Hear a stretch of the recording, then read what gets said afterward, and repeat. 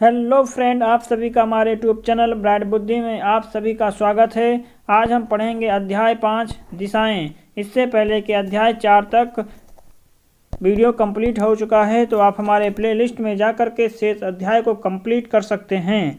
Video अच्छा लगे तो चैनल को ज़रूर लाइक और सब्सक्राइब करें। अपने हित में दोस्त के साथ ज़रूर शेयर कीजिए। ये क्लास 6 की हमारी दुनिया भाग 1 की पुस्तक की एनालिसिस है। तो चलिए शुरू करते हैं। दिशाएं।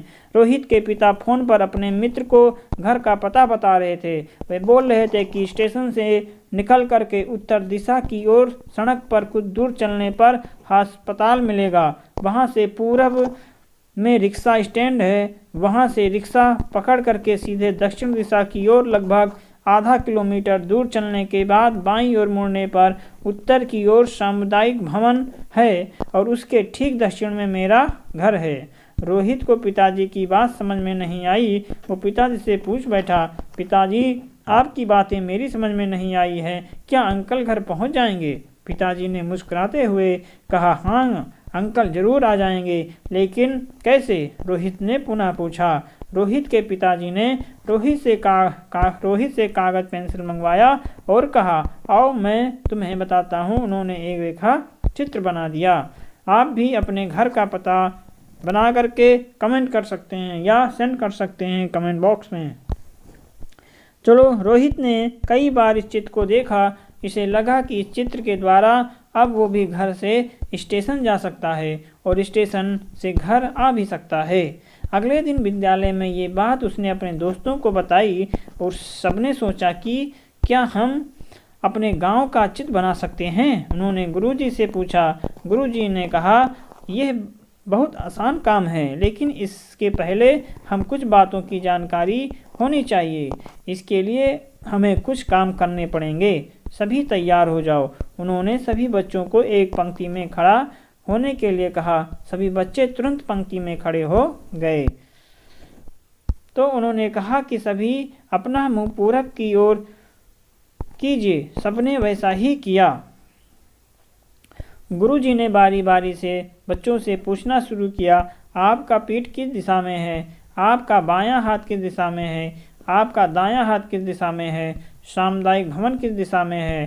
पेड़ किस दिशा में है? अगर आप अपनी पीठ सूर्य की ओर कर लें तो आपके किस दिशा में कौन सी चीज़ें होगी?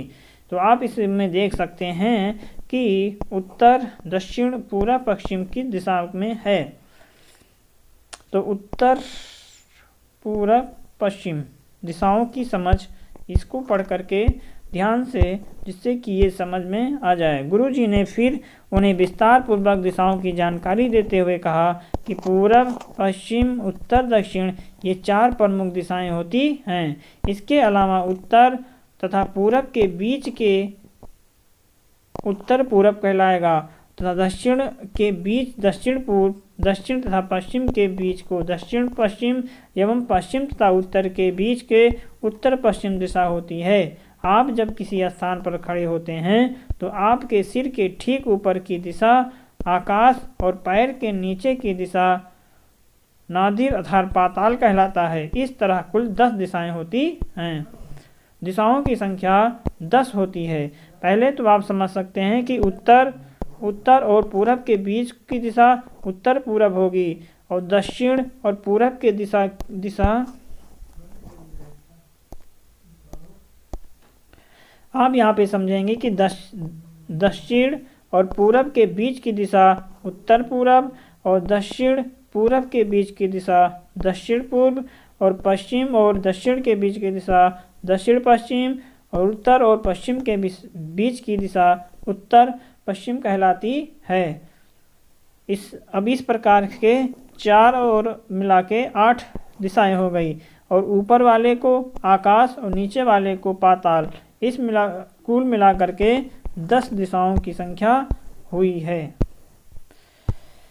करके देखें। बच्चों को गोल घेरे में खड़ा कर ऊपर नीचे दिए गए प्रश्नों की तरह प्रश्न पूछें एवं जवाब प्राप्त कर सकते हैं। बच्चों से शुरू में तो जवाब आने में देर हुई, लेकिन धीरे धीरे बच्चे ठीक ठीक जवाब देने लगे। तब गुरुजी ने बच्चों को समझाया कि उगते सूर्य की ओर मुंह करके खड़ा होने पर सामने पूरब दिशा, पीछे पश्चिम दिशा, बाईं हाथ की ओर उत्तर दिशा और दाहिनी हाथ की ओर दक्षिण दिशा होती है।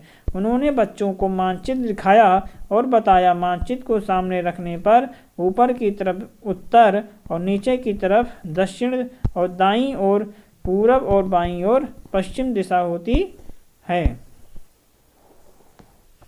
ये बिहार का नक्शा है, तो आज में देख सकते हैं ऊपर उत्तर, नीचे दक्षिण होगा और दाहिने पूरब और बाएं पश्चिम दिशा है। गुरुजी ने बच्चों से पूछा, बताइए भारत के चारों दिशाओं में क्या है?